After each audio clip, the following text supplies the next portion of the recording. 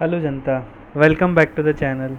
So in the last video we talked about little about the type inference, what is type inference, okay, and how we can do things, okay, how TypeScript is guessing types of variables, okay.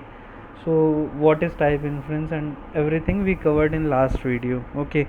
Now we are going to check about like when to use type annotation when we have to dependent on type inference, okay.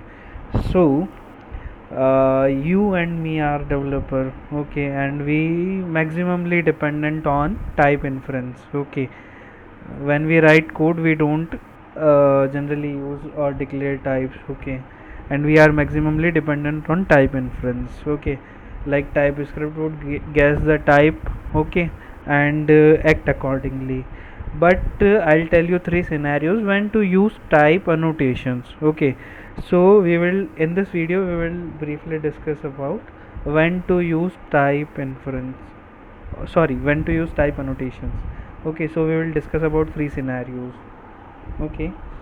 So let's look into an example when to use type, okay. So in previous video we saw that we declare when we don't declare, okay, uh, with any type, okay, when we don't declare any variable with any type and we are not initializing it here, okay, and we are initializing it in next line, okay. So it is kind of returning any type, okay. So what is this any type we will talk about in this video, okay. So first scenario when to use type annotation, uh,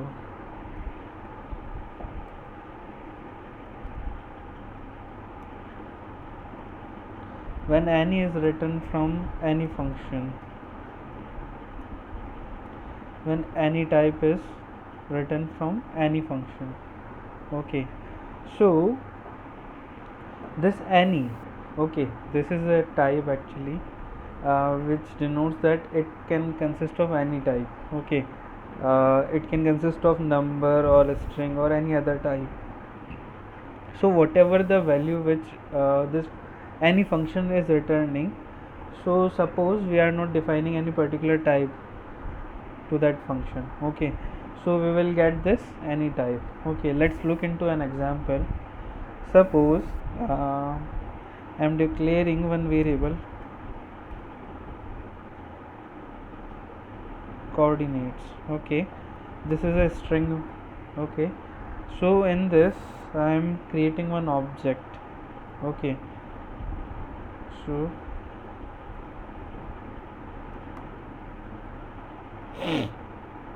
y, I am taking y as a 20 value, okay. I created one object, okay. Now I am going to parse this whole string, okay. So I am going to use json dot parse. This is basically a json string, this coordinate, okay. So I am here I am parsing this json string into actual json, okay. So parse coordinates, okay, and I am using json dot parse for parsing this particular coordinate string, okay. Now I am doing this and I am doing console log just to print what this json dot parse is returning, okay. So I did this, okay. So basically what it is returning is it is returning an object, okay, with uh, with x and y coordinate, okay. So it is basically returning an object with x and y coordinate. But let's check the type, okay, what this function is returning, okay. So I am getting this any type, okay, here. So it is returning any type, okay. So let's talk about a little like json.parse method. What this parse method returns when we pass any type of value to this, any string when we pass. Okay, suppose you pass a string. Okay, so this json.parse will return a string. Okay, suppose you pass uh, a number in a string, so what it will return, it will return a number. Okay, suppose you pass an object in a string, so what this json dot parse will return, it will return an object.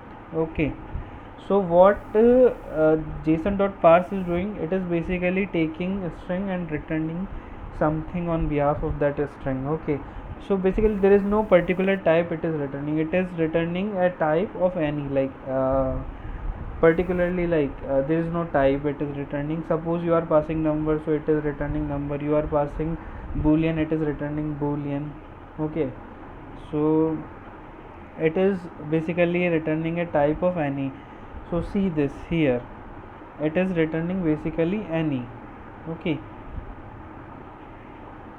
and what here it is saying is converts a JavaScript object notation a string into an object. Okay, so basically it is returning any, if we can see here. Okay, so what we do is like if we talk about this any type. Okay, so this is like a disaster, okay, in the code actually. Now I can do this thing. Now I can define any property here, it will not show me anything. Like this is saying like unused expression, but I can define this property to this parse coordinate, and it is saying nothing. Okay, nothing to me, that this is an error. Why we use TypeScript? Basically just to check whether there is an TypeScript basically checks whether there is an error in the code or not, with the types, with related to types actually.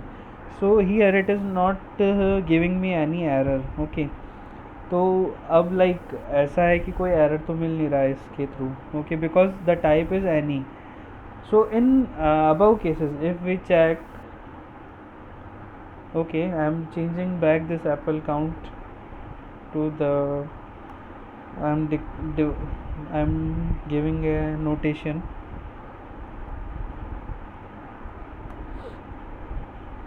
Okay, so see here. Okay, suppose this is a string. Okay, and its type, I mean like this is a variable and its type is a string, because we gave the type annotation here as a string. Suppose I gave any to this. Okay, then again I can use any of the property on basis of this variable. Now I define the type of this string, is this variable as a string, so I can't use like this, because it will give me an error that property sdf, whatever the property I defined, does not exist on the type string. I can't use any property which is not defined, because I declared it as a string type. Okay, I did the type annotation of string. Okay, so I can't define this property. But I can use this two lowercase, okay, two uppercase methods. Okay, so this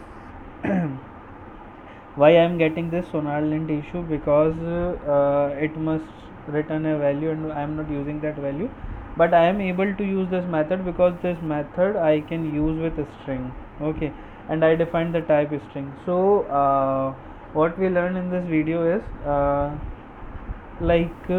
why the scenarios. Okay, the first scenario, when to use type annotation. Okay, so this any type is basically a dangerous thing, so we need to define particular type to this. Okay, so that we will see in next video. So thank you for watching this video, and please like and subscribe the channel.